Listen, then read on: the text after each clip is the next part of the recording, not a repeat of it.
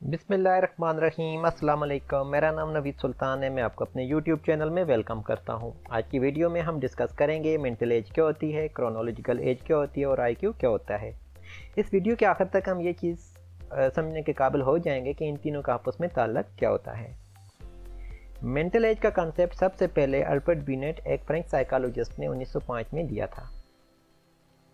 इनके मुताबिक mental age is a concept related to the intelligence. It looks at how a specific individual, usually a child, at a specific age performs intellectually compared to average intelligence performance for that individual's actual chronological age.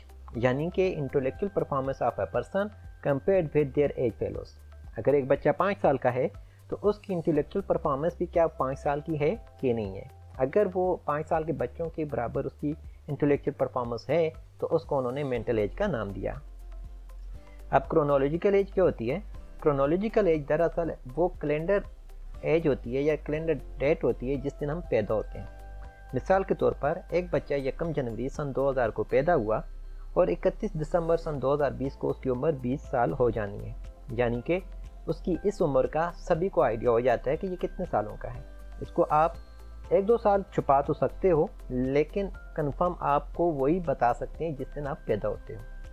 लेकिन आपकी mental as जो होती है वो हम छुपा नहीं सकते, वो हमारी परफॉर्मेंस से ही शो हो जाती है। लेकिन क्रोनोलॉजिकल एज तो हम बता सकते हैं मेरी कितनी है, लेकिन और मेंटल एज को बताने के लिए हमें कुछ स्टैंडर्डाइज टेस्ट करने होते हैं जिनकी बेस पर कोई भी साइकोलॉजिस्ट या टेस्ट एडमिनिस्ट्रेटर बता सकता है कि किसी एक इंसान की मेंटल एज या उसका आईक्यू कितना है। हम अगर आईक्यू की बात करें तो आईक्यू यानी कि intelligence quotient is the total score derived from a set of standardised test design to assess human intelligence. यानी कि आईक्यू आपकी मेंटल एज तकसीम फिजिकल एज और ज़रबे 100, यानी कि एक इंसान की जितनी मेंटल एज होगी, यानी कि आपने जो टेस्ट उसके ऊपर अप्लाई किया उसका जो स्कोर भी आएगा डिवाइडेड बाय हमने फिजिकल एज कर देनी है और मल्टीप्लाई बाय हमने 100 करना है, और जो हमारे पास जवाब आएगा वो उस इंसान का आईक्यू लेवल होगा। आईक्यू लेवल होता क्या है और इसको हम कैसे देख सकते हैं कि किसका आईक्यू कितना है? तो हम कह सकते हैं कि ये किस लेवल पर या किस कैटेगरी में फॉल करेगा।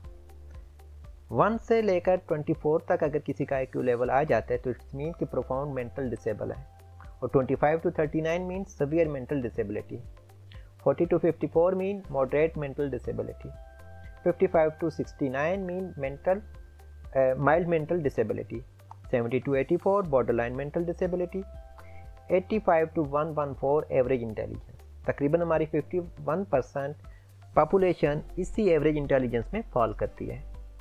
अगर हम बात करें 115 to 129 तो अबव द एवरेज, और ये ब्राइट इंटेलिजेंट लोग होते हैं, और 130 to 144 मॉडरेटली गिफ्टेड, और 145 to 159 मीन हाईली गिफ्टेड, और 160 to 179 मीन एक्सेप्शनली गिफ्टेड, और 180 and above people profoundly gifted. और ये बहुत कम लोग होते हैं जो प्रोफाउंडली गिफ्टेड लोग होते हैं।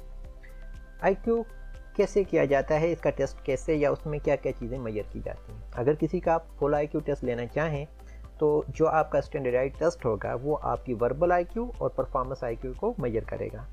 अगर हम वर्बल आईक्यू में बात करें तो वर्बल कंप्रीहेंशन और वर्किंग मेमोरी 2 चीज़ें मेजर की जाती हैं। फिर वर्बल कंप्रीहेंशन के अंदर फिर वोकैबुलरी, सिमिलैरिटीज़, इंफॉर्मेशन और कंप्रीहेंशन को मेजर किया जाता है, जबकि वर्किंग मेमोरी के अंदर arithmetic, digit span, letter number sequences को मेजर किया जाता है। जबकि परफॉर्मेंस आईक्यू में परसेप्चुअल ऑर्गेनाइजेशन और प्रोसेसिंग स्पीड इंडेक्स को मेजर किया जाता है।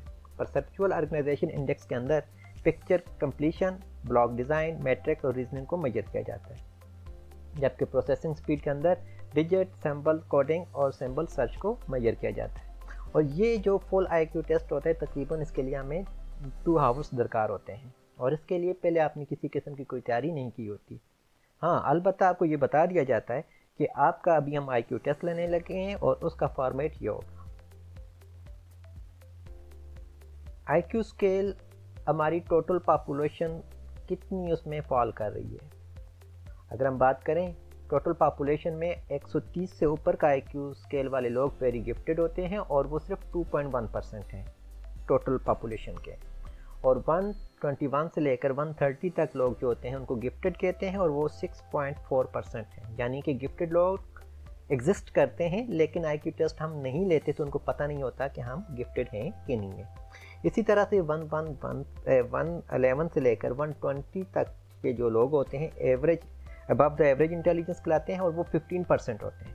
यानी कि हमारी टोटल आबादी के 15% लोग अबव द एवरेज इंटेलिजेंस हैं। अब इसका मतलब ये नहीं कि वो लोग पढ़े लिखे नहीं हैं तो वो इंटेलिजेंट नहीं है। पढ़े लिखे भी होते हैं, और जो पढ़े लिखे नहीं भी होते वो भी इस चीज़ में फॉल करते हैं, लेकिन IQ टेस्ट ना होने की वजह से या प्रॉपर उनको मौके ना मिलने की वजह से हम उनसे काम नहीं ले सकते। 90 से लेकर 110 तक एवरेज इंटेलिजेंस लोग होते हैं, और वो 51% फॉल करते हैं, जबकि 80 to 89 below the average intelligence लोग होते हैं, ये 15% होते हैं। 70 to 79 कॉग्निटिवली इम्पेयर्ड लोग होते हैं, और ये आबादी का सिर्फ 6.4% ही होते हैं। अगर किसी को अपना IQ टेस्ट चेक करवाना हो तो वो लाजमी अपने किसी भी साइकोलॉजिस्ट से रब्ता कर सकता है जो IQ टेस्ट एडजस्टर करने का तजर्बा रखता हो और उसके पास स्टैंडर्डाइज्ड IQ टेस्ट अवेलेबल हो। और इसका टेस्ट लेने के बाद आपको एक रिपोर्ट दे दी जाती है जिसमें बता दिया जाता है कि आपके ऊपर कौन सा टेस्ट कब और किस डेट को अप्लाई किया गया, और आपकी उस टाइम एज क्या थी, आपकी मेंटल एज क्या थी, और उसके रिज़ल्ट क्या है।